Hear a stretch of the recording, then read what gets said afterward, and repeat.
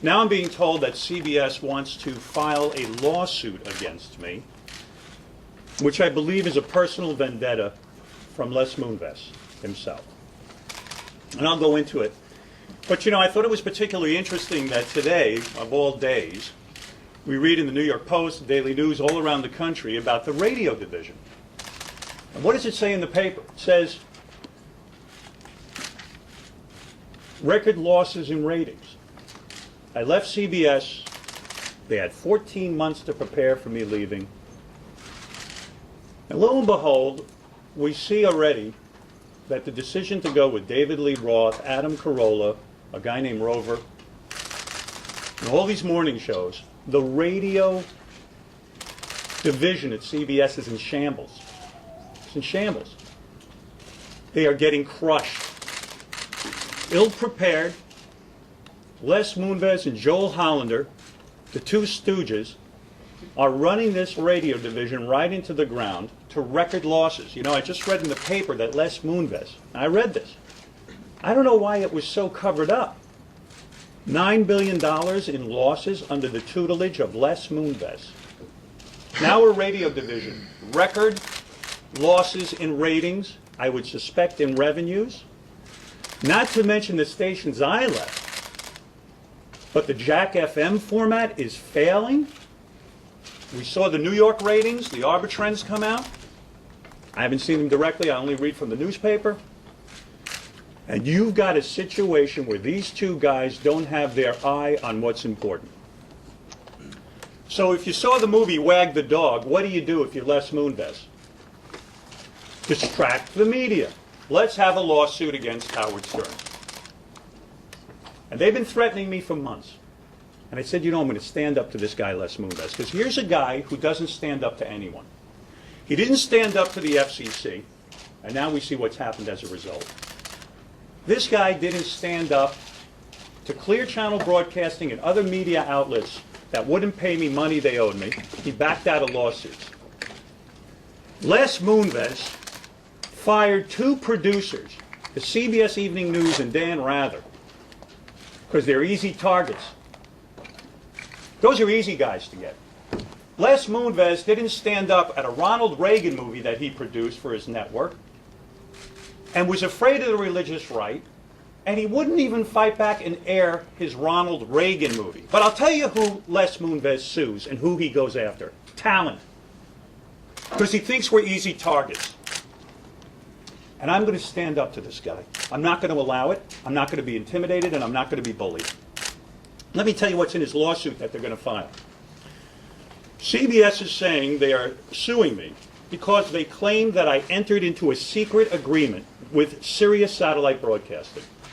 They also say that I entered in for secret compensation.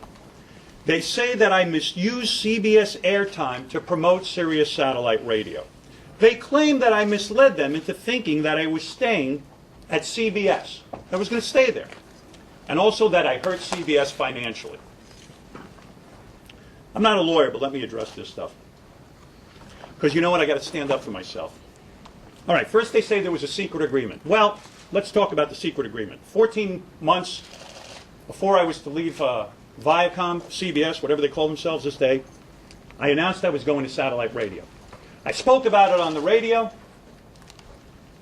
Every newspaper outlet, every media outlet covered the fact that I was going to Sirius Satellite Radio. It was published in every newspaper. There was public disclosure of the entire deal, my salary, everything.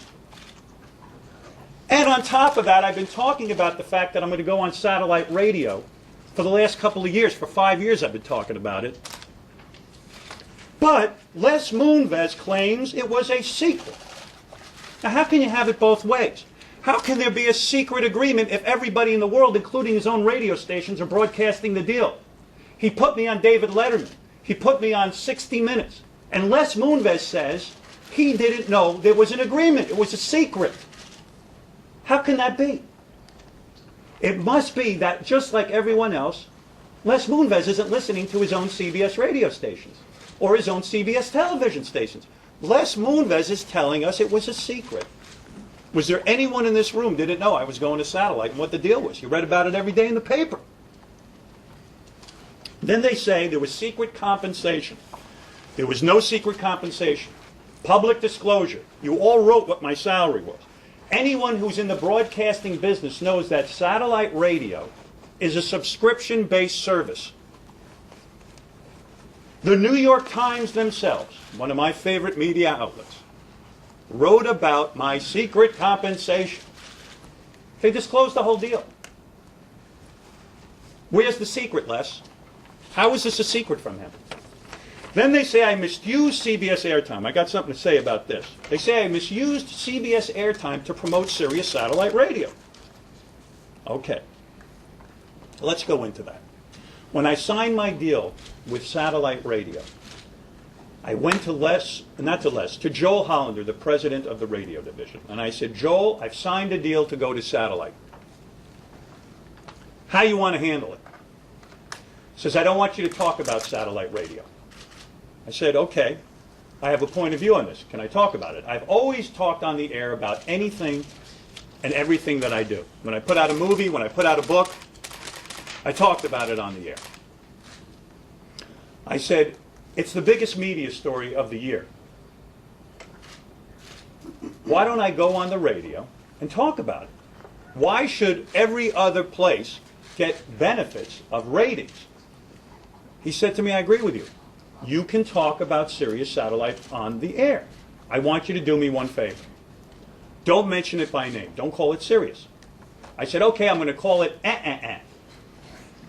Joe laughed and said, I think that's funny. I went on the air, and for the next 14 months pretty much, I talked about Sirius satellite radio much in the same way that I've talked about my book deals, my movie deals, anything that's in my life I talk about. Joel on several occasions checked in. Hey, I think you're being funny. Now, since I've supposedly hijacked the airwaves, let's go into the next thing. They have so many delay buttons on my radio show. There are 7 delay buttons for the FCC, and there's a master dump button, they call it. It's called DEFCON 4, that if I say anything out of line, they hit the button and we go to music. Les is saying I somehow hijacked his airwaves for 14 months. Imagine this is the CEO of a government-regulated radio station saying I stole the airwaves from him. How could he have it both ways? They gave me permission to go on the air and talk about it. I went on the air, called it They told me it was funny. They had dump buttons that they never hit. And by the way, 13 months in, a month before I'm about to leave, they suspend me for a day. I went to Joel. I said, what did I do wrong? He said, well, you mentioned Sirius and you promoted a show coming up on Sirius. I said, is that wrong? He goes, I don't want you to advance promote things. I said, I won't do it. Do you want me not to mention Sirius anymore? He goes, no, just don't advance promote things. Fine. I went back on the air. I finished my broadcasts for Viacom. They threw a party for me in the streets of New York costing several $100,000. The mighty Les Moonves and Joel Hollander came into my studio and said on the air, I almost hit the dump button on Les. He goes, I subscribe to Sirius Radio. I'm going to be out there listening to you every day. Good luck, Howard. Same guy who's saying I misused his airwaves went on my air and said he's a subscriber to Sirius Radio. Pretty interesting. Joel Hollander, the president of the radio division, walked in with a big smile on his face, and he said, I subscribe to Sirius Satellite Radio too. Good luck, Howard. We'll be listening to you every day. Now they're claiming I misused CBS airtime. Why didn't they hit the dump button? They had complete control over content. They gave me permission, but now they want to turn around and sue me. A couple of days ago, I went to visit Les and Joel, the mighty two stooges.